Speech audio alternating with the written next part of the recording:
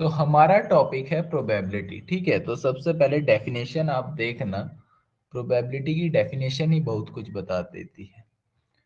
तो प्रोबेबिलिटी ये एक रेशो है। रेशो किस टाइप का, आप यहाँ से लिख लो कि एक रेशो है। रेशो किस टाइप का है, देखना रेशो। ये रेशो है आपका नंबर ऑफ फेवरेबल आउटकम्स, ठीक है, ऑफ एन इवेंट। कोई भी आप इवेंट कर रहे हो, इवेंट बोलते हैं the thing which is happening, है ना। कुछ भी चीज अगर हो रही है उसमें आपका जो फेवरेबल है, जिससे आप फेवर करते हो, उसके नंबर्स, ठीक है। हो सकता है मान लो जैसे एक डाइस हम उछाली, ठीक है, तो उसमें आप बोल सकते हो कि नंबर ग्रेटर देन 3। तो आपके हिसाब से अगर 4 आ जाए, 5 आ जाए, 6 आ जाए, ठीक है, तो आपकी फेवरेबल आउटकम है जो नंबर 3 से बड़ी है। तो यहाँ से यही कहने का मतलब है कि जिसे आप फेवर करते हो वो उसके टोटल नंबर लिखोगे, वो संख्या नहीं, not that number but the total number of outcomes, ठीक है, upon the total number of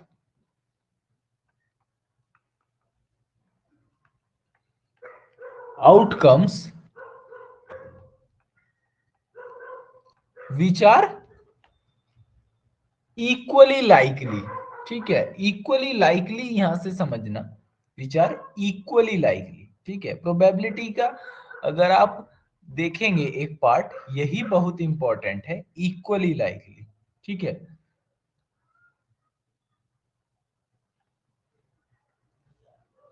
मतलब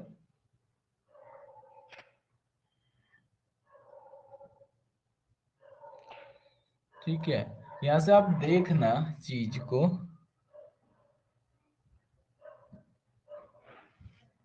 कि आप एक चीज देख सकते हैं, इक्वली लाइकली का मतलब यहां से ये बहुत इंपॉर्टेंट है प्रोबेबिलिटी में, ठीक है। इक्वली लाइकली का मतलब जैसे आपने कोई भी हेड, सॉरी, कोई भी कॉइन उछाला, ठीक है, you will toss a coin, ठीक है, तो उसमें हेड और टेल आने की आपको जो प्रोबेबिलिटी है वो आप जानते हो 1/2 है, अगर आप हेड चाहते हो या टेल चाहते हो, ठीक है।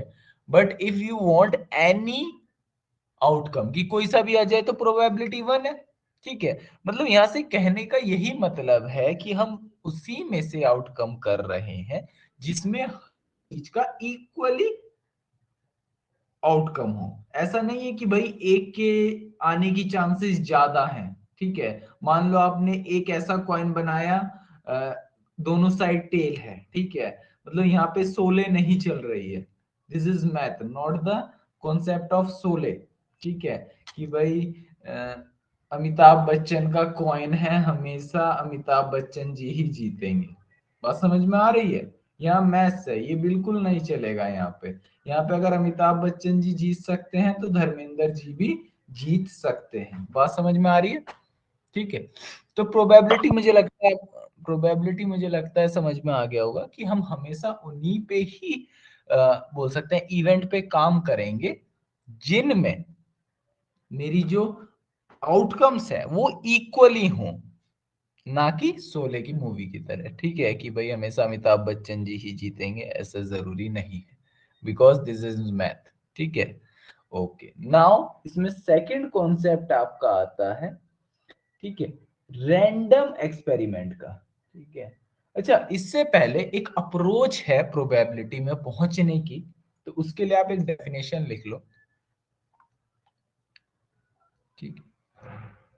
वो अप्रोच है स्टैटिकल अप्रोच ऑफ प्रोबेबिलिटी, ठीक है। तो आप इस पे एक नोट डाल के, ये इंपॉर्टेंट नोट भी है, जो 2000 रुपए का नोट लिख सकते हैं। क्या है ये, स्टैटिकल और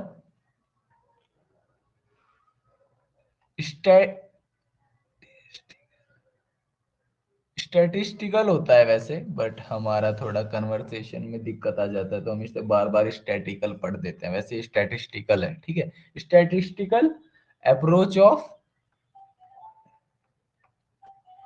प्रोबेबिलिटी, ठीक है जी। तो इसका इसमें बहुत इंपॉर्टेंट एक नोट है, ठीक है। ठीक है, तो स्टैटिस्टिकल अप्रोच की सबसे पहले आप डेफिनेशन देखिए। डेफिनेशन बोलता है टू फाइंड द प्रोबेबिलिटी, ठीक है, on the basis of observation and collected data, ठीक है। अगर आप एक चीज देखना कि हमने स्टैटिस्टिकल अप्रोच ऑफ प्रोबेबिलिटी को नाइन्थ में भी पढ़ा था, ठीक है, कि आपके पास कुछ ऑब्जर्वेशन है और डाटा है, उससे अगर हम प्रोबेबिलिटी का फाइंड करें तो उसे हम क्या कहते हैं, स्टैटिस्टिकल प्रोबेबिलिटी, ठीक है जी। Sorry, statistical approach of probability. Now here will be the second concept is of random experiment, ठीक है। अच्छा, यहां से ना अगर आप मैथ्स अच्छे लेवल पे पढ़ते हो तो इसका अपने आप में बहुत बड़ा अप्रोच है, ठीक है, रैंडम एक्सपेरिमेंट का या रैंडम इवेंट आपको एक कॉन्सेप्ट मिलेगा, ठीक है।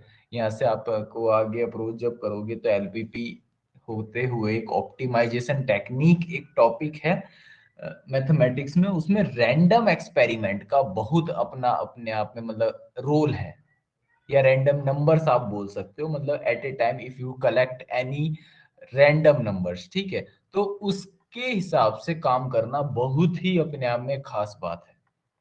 क्योंकि आप नाम से ही देख सकते हो कि रैंडम से मतलब जो आपको पता ना हो, एट ए टाइम आपके पास क्या आ जाए उसे बोला जाता है रैंडम, है ना। तो यहाँ पे रैंडम एक्सपेरिमेंट का भी अपने हिसाब से एक बहुत अच्छा रोल है, ठीक है जी। तो first of all you will go through the definition. तो डेफिनेशन क्या बोलती है, an experiment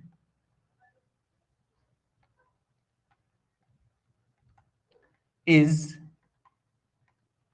called random experiment, ठीक है। किसी भी एक्सपेरिमेंट को अगर हम रैंडम एक्सपेरिमेंट कहेंगे कब, ठीक है, when it satisfies to condition, ठीक है, as per your syllabus of NCERT, ठीक है। तो रैंडम एक्सपेरिमेंट जो होता है तो उनके द्वारा ये कहा गया है कि जो ये दो कंडीशन सेटिस्फाई कर लेगा तो हम उसे रैंडम एक्सपेरिमेंट कह देंगे। तो उसमें फर्स्ट है, ए आपका है कि it has more than one possible outcome. और मैं यहाँ बताते भी चलूंगा ये इंपॉर्टेंट क्यों है। अच्छा, रैंडम एक्सपेरिमेंट या इस एक्सपेरिमेंट पे काम करने का जरूरी भी इसलिए है क्योंकि अगर आपके पास एक से ज्यादा आउटकम ही नहीं है, ठीक है, मान लो आपके पास पॉसिबल ही आउटकम नहीं है, वही बात आ गई हमारे क्या बोलते हैं शोले पिक्चर वाली, अमिताभ बच्चन जी की। जी आप प्रोबेबिलिटी कर रहे हैं, you will throw a coin but, और वो बोल रहे हैं कि क्या आएगा हमें क्या पता, कहने का मतलब है रैंडमली ही उसे कलेक्ट कर रहे हैं। बट कैसी बात कर रहे हो आप, है ना, तो पॉसिबिलिटी ही कहाँ रखी, दोनों साइड तो सेम ही मैप है। मैप से कहने का मतलब सेम इमेज है, कॉइन के दोनों साइड सेम इमेज है, और फिर कह रहे हो आप एक रैंडम एक्सपेरिमेंट कर रहे हो, एक सिक्का उछाल रहे हो। अरे भाई पहले उसमें मोर देन कम से कम एक से ज्यादा आउटकम तो दो, तभी तो आप प्रोबेबिलिटी की बात करोगे। एक डाइस उछाली, दोनों छह के छह साइड वन मैप है, तो क्या करना चाहते हो, उछाल के कुछ देखना चाहते हो उसे, नहीं। मैं फर्स्ट आऊंगी, ठीक है, खुद ही सोच लिया अपने मन में, बच्चों का ये बहुत बड़ा लॉजिक है आजकल। क्या करेंगे, ठीक है, छोटे छोटे गेम्स लेते हैं अपने ही मन में कि हेड अगर आएगा तो मैं पास हो जाऊंगी, 90+% मार्क्स आएगा, ठीक है। और अगर टेल आया, ठीक है, तो हो सकता है कम नंबर आए, ठीक है। तो सिक्का ही आपने अमिताभ बच्चन जी वाला ले लिया जिसमें हेड ही आना है? तो फिर कुछ फायदा थोड़ी है कि आपके नंबर कैसे आएंगे। और नंबर तो वैसे भी मेहनत करके आते हैं, एक्सपेरिमेंट से तो आते नहीं। एक्सपेरिमेंट से तो प्रोबेबिलिटी पता चलती है सिर्फ। प्रोबेबिलिटी का ये मतलब कहाँ है कि वो हमेशा होगा, है ना। प्रोबेबिलिटी सिर्फ इसकी पॉसिबिलिटी बताती है कि किसी कंडीशंस की होने की क्या पॉसिबिलिटी है। ये नहीं बताती कि ये अप्रोच ये होगी। हाँ सॉरी, अप्रोच बता सकती है कि may be you have work, ठीक है, you will be do any work, तो what will the probability that the work done is completed, है ना, कि कम काम होगा भी नहीं। मान लो प्रोबेबिलिटी है 0.001%, ठीक है, और सोच के बैठे हैं कि हमें 100% आउटकम मिलेगा, तो वहां पे प्रोबेबिलिटी काम आएगी। बेवकूफ थोड़े ही हो, प्रोबेबिलिटी ही नहीं है। जैसे घर में बैठे हो, इलेक्शन आज तक लड़ा नहीं और सोच रहे हो मैं भारत का नागरिक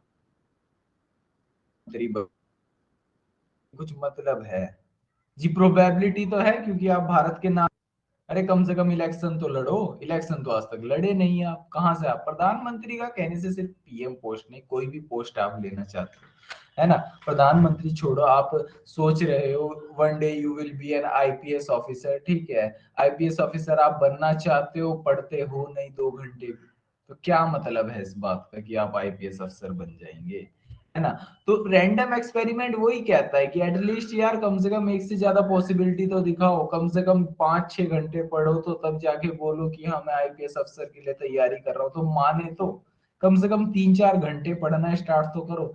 पढ़ते हैं नहीं, किताब उठाए नहीं, 10 दिन सोच के बैठे हैं एक दिन हम आईपीएस बनेंगे, तो ये तो खुद को धोखा दे रहे हो या दूसरे को देना चाह रहे हो, है ना। बट दूसरा तो बेवकूफ है नहीं, क्योंकि रैंडम एक्सपेरिमेंट उसे बोल देता है भाई पॉसिबिलिटी तो लाओ कम से कम एक से ज्यादा।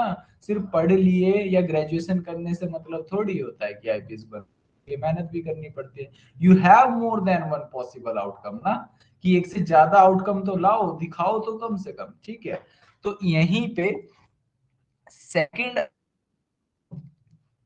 मूव करें, क्या बोलता है कि इट इज पॉसिबल, ठीक है, टू प्रिडिक्ट, यही जो मैं अभी बोलना चाह रहा था, वही आपका रैंडम एक्सपेरिमेंट है, ठीक है। द आउटकम एडवांस, मतलब ऐसा पॉसिबल, रैंडम का मतलब क्या है, ठीक है। कुछ चीजें तो रैंडम होती भी नहीं, जैसे बोल सकते हैं रैंडम एक्सपेरिमेंट एक आदमी को देख, जैसे ज्योतिषी जी हैं, रैंडम एक्सपेरिमेंट ये बहुत बड़ा नाम करेगा। अच्छी बात है नाम करना, हर आदमी को नाम करना चाहिए, बट किस फील्ड में करेगा हमें क्या पता, बस नाम करेगा, है ना। तो वही चीज है, वो भी बहुत अच्छा मैथ्स खेलते हैं, वो भी बहुत अच्छा रैंडम एक्सपेरिमेंट करते हैं, उन्होंने बोल दिया ये अच्छा नाम करेगा, मतलब आप प्रिडिक्ट कर ले रहे हो नाम अच्छा करेगा, ठीक है। तो ये रैंडम एक्सपेरिमेंट नहीं है, ये कोई बहुत बड़ी चीज नहीं है, क्योंकि रैंडम एक्सपेरिमेंट बोलता है आप प्रिडिक्ट ही नहीं कर सकते भाई। जैसे आपने सिंपल वही कॉइन उठा लिया, बट ये जो कॉन्सेप्ट है ये अमिताभ बच्चन जी के लिए नहीं है, क्योंकि उन्हें तो पहले से ही पता था मेरा हेड आएगा, जब सिक्के में आउटकम एक से ज्यादा है ही नहीं, है ना। बात समझ में आ रही है। तो रैंडम एक्सपेरिमेंट बिल्कुल मना कर देता है कि नहीं भाई ये पॉसिबिलिटी नहीं है। अगर आपको रैंडम एक्सपेरिमेंट करना है तो आपके पास कम से कम एक से ज्यादा आउटकम होने चाहिए, और सेकेंडली ऐसा भी नहीं होना चाहिए कि आप पहले ही प्रिडिक्ट कर पा रहे हो कि एडवांस में क्या बोल सकते हैं एक्सपेरिमेंट से मेरा रिजल्ट वाला है। जैसे आपके कोई डाइस उठाया, उसमें 5 फेस पे 2 मैप है और एक पे 1 मैप है, तो आप ऐसा नहीं कह सकते कि उसमें उछाला जाए तो 1 ही आएगा। तो इसे बोला जाता है रैंडम एक्सपेरिमेंट, ठीक है। तो प्रोबेबिलिटी का और रैंडम एक्सपेरिमेंट का कॉन्सेप्ट हमने यहाँ से समझ लिया। अब हमारे पे जो हमें इनका यूज करना है इसमें इवेंट्स आउटकम, तो उसके बारे में थोड़ा सा देखेंगे, ठीक है। तो इसमें 3 डेफिनेशन इंपॉर्टेंट है। फर्स्ट है आउटकम, है ना। हम इतनी देर से ये जो आउटकम पढ़ रहे हैं, तो मैथमेटिकली क्योंकि हो सकता है इंग्लिश में, मतलब इंग्लिश के हिसाब से हम इसका क्या मतलब समझ रहे हो और मैथमेटिकली उसका क्या मतलब हो, जरूरी नहीं होता सेम हो, है ना। तो आउटकम आप यहाँ से देखना कि आउटकम होता क्या है।